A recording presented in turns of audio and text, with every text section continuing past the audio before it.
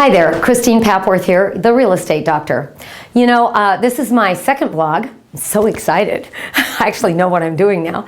And I thought I would talk today a little bit about the arm's length transaction. Now, some of you may not be familiar with that, but all of you who are agents and have been doing short sales for a while, you're going to understand what arm's length is. What it is it's a clause it's actually a paper that in most cases has to be notarized and signed by the realtors, the seller, the buyer when we're doing a short sale.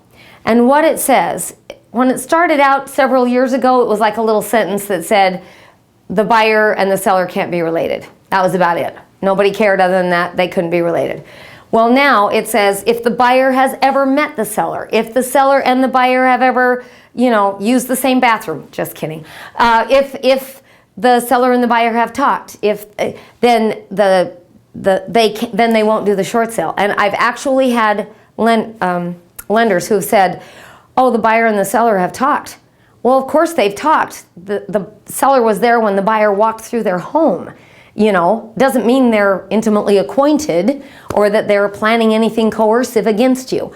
They, of course, have talked. I've had many investment buyers who wanted to allow the seller to stay in the home and rent it back from them. Oh, no, no, no, no. The arm's length transaction will not allow that because it says that the buyer cannot rent to the seller, even if they want to.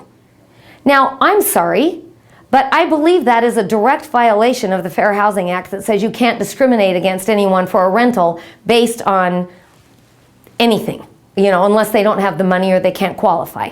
So I'd like to know how I hear about this all the time, and believe me, I'm documenting it, that banks foreclose on homes and then they let the seller stay in there and rent it for a while.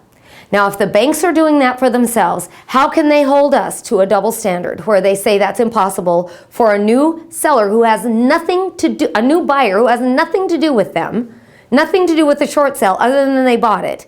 How can they prevent the seller of that home from staying in there as a renter?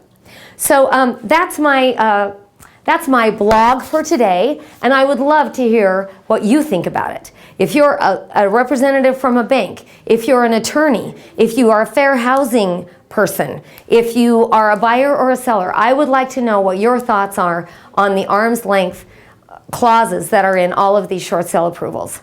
Let me know what you think by answering my blog, however you do that. Bye for now.